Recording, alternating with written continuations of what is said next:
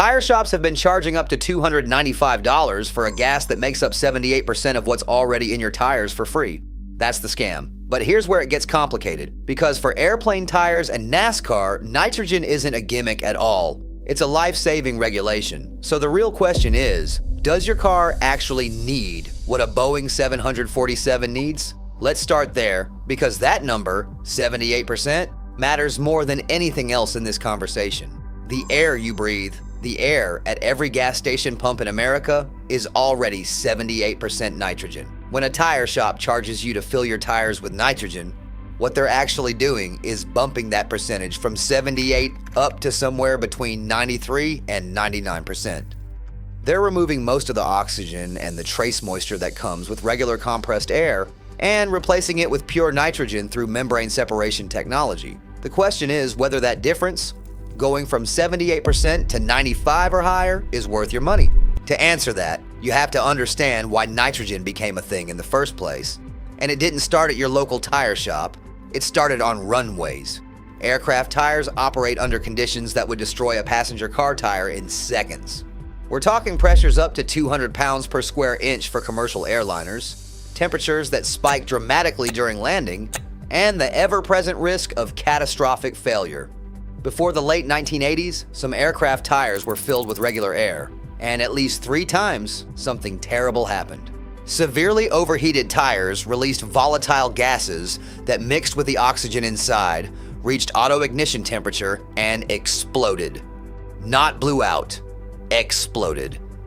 In 1987, the FAA responded with Airworthiness Directive 8789, requiring that commercial aircraft tires contain no more than 5% oxygen.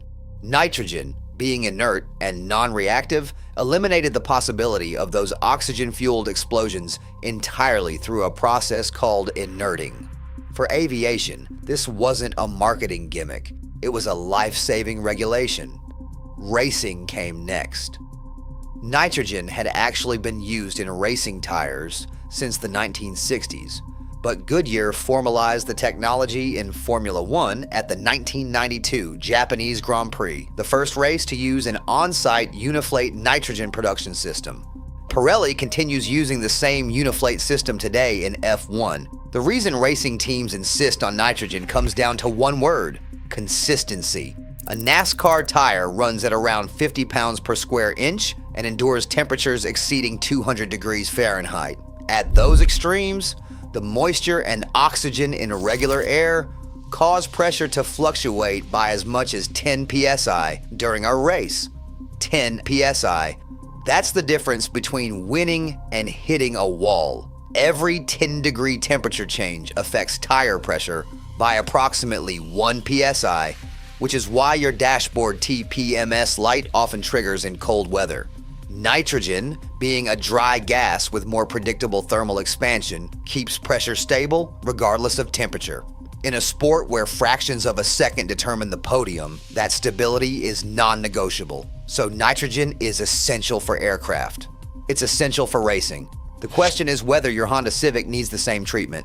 Consumer Reports decided to find out. They set up a controlled 12-month study at their auto test center using 31 different models of all-season tires.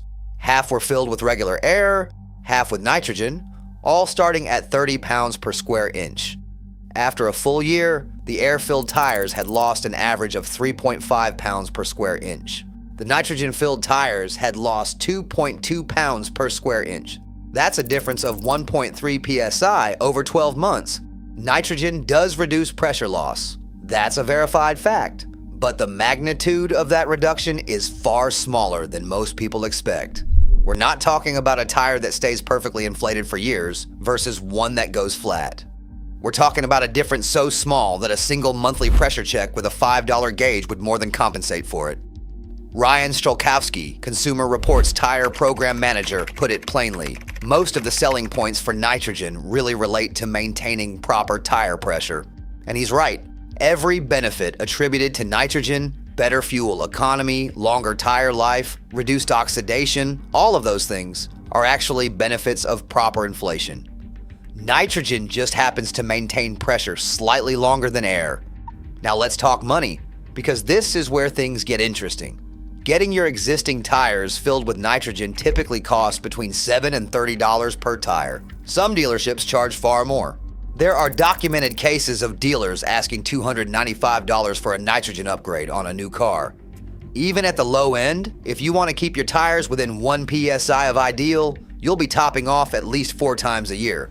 At $5 to $7 per tire per visit, that's $80 to $112 annually. Compare that to checking your air pressure monthly for free at any tire shop or about $1 at a gas station. The fuel economy argument doesn't help the math either. The best data shows a 3 to 4% improvement in fuel economy with nitrogen. But that improvement comes from maintaining proper pressure, not from nitrogen itself. The NHTSA conducted its own 90-day laboratory test and found that nitrogen-inflated tires lost pressure at about 65% the rate of air-filled tires, but had little or no direct effect on tire rolling resistance performance. In other words, a properly inflated air tire and a properly inflated nitrogen tire perform identically. There is one genuinely fascinating detail that almost nobody mentions.